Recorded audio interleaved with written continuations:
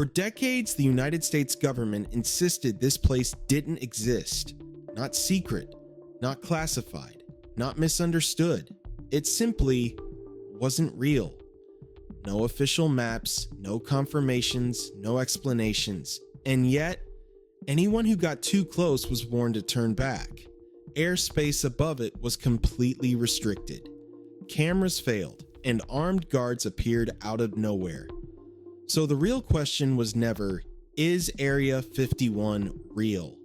The real question is this: what was happening inside Area 51 that was so important? It had to be denied for more than half a century? Because governments don't hide nothing. They hide things that are years ahead of the world. Tonight, we're not talking about science fiction. We're not chasing aliens. We're uncovering what's actually been hidden inside the most secretive place on Earth. Area 51 sits deep in the Nevada desert, surrounded by dry lake beds, miles from the nearest town, hidden behind mountain ranges and restricted airspace. For most of the 20th century, the US government refused to acknowledge it.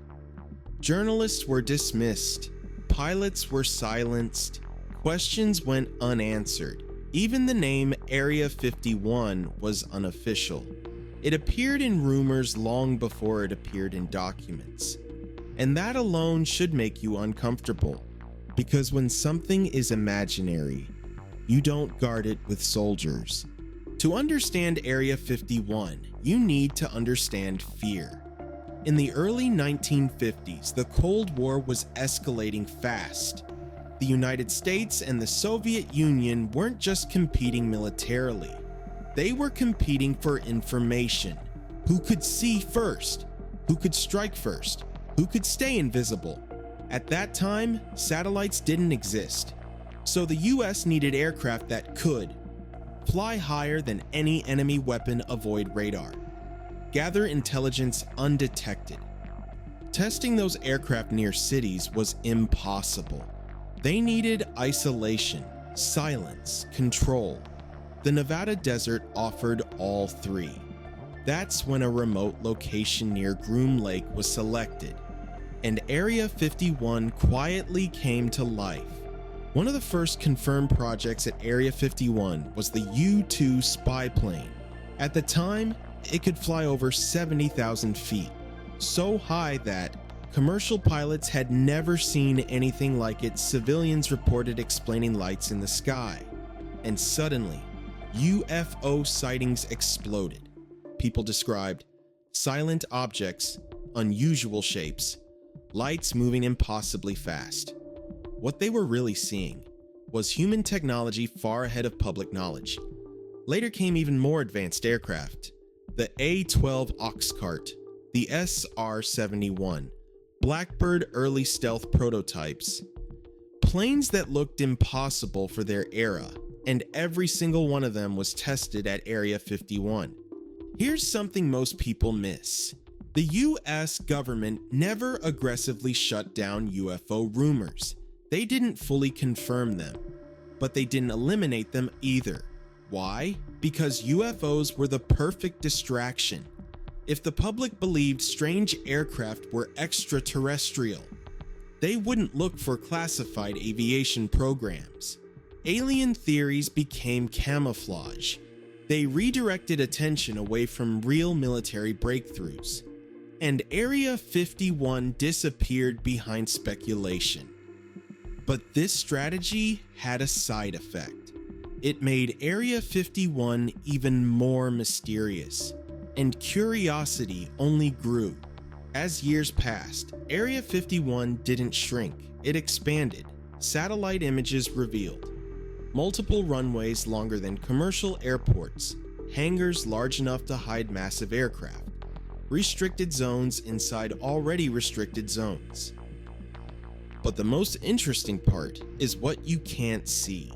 Former contractors and workers have described extensive underground facilities, long tunnel networks, reinforced bunkers, deep-level testing chambers. Some claimed entire projects were moved underground to avoid satellite detection. When something is buried that deep, it's not meant to be temporary. Working at Area 51 isn't a normal job. Employees are flown in on unmarked planes known as Janet flights. No phones, no cameras, no personal electronics. Even families aren't told what their loved ones do. Workers sign non-disclosure agreements so strict that violations can result in prison. Some information remains classified for life. One former worker described it simply: "You don't know the whole project. You know your part, and that's all you ever know." That level of compartmentalization isn't paranoia, it's control. In 2013, the CIA officially acknowledged Area 51's existence. Decades late, the released documents confirmed spy plane development, high-altitude reconnaissance programs. But large sections were still redacted. Project names were missing, timelines didn't fully align, entire paragraphs were blacked out, and one thing became clear: what they admitted was only what they no longer needed to hide. Modern warfare has changed.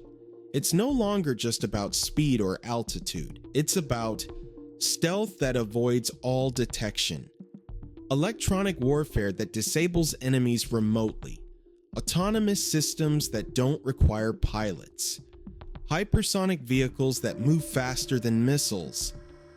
Aviation experts believe Area 51 is still testing. Aircraft with unconventional propulsion drones that can stay airborne for days.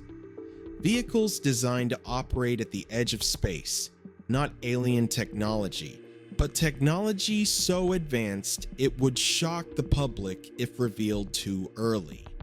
History shows this pattern clearly. What seems impossible today becomes standard tomorrow. Over the years, countless people have claimed to know the truth about Area 51. Some stories collapse immediately, others are impossible to verify. But here's the important part: real secrets attract false stories. The more classified something is, the more noise forms around it.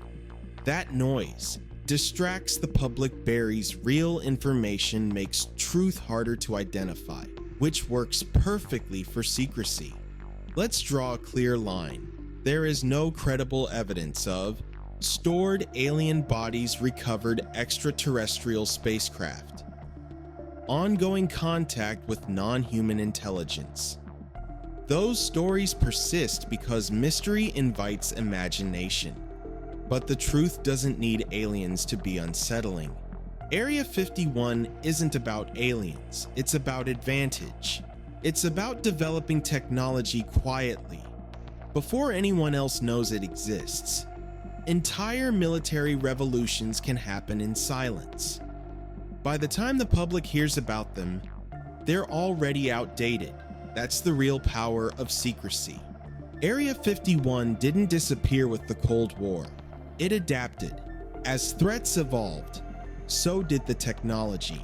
Cyber warfare, autonomous weapons, space-based systems, and Area 51 remains at the center of testing what comes next.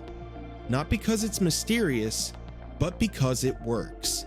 Even if every document were released tomorrow, the mystery wouldn't disappear. Because secrecy isn't just about what was hidden. It's about what still is. Area 51 represents a reality most people don't like to think about. That some decisions, some developments, happen far beyond public view. Area 51 isn't hiding aliens, it's hiding the future. Being built quietly, tested in silence, far from public eyes. And by the time we're told about it, it will already be old news. Some secrets aren't meant to shock us. They're meant to stay ahead of us. And somewhere in the Nevada desert, that silence continues.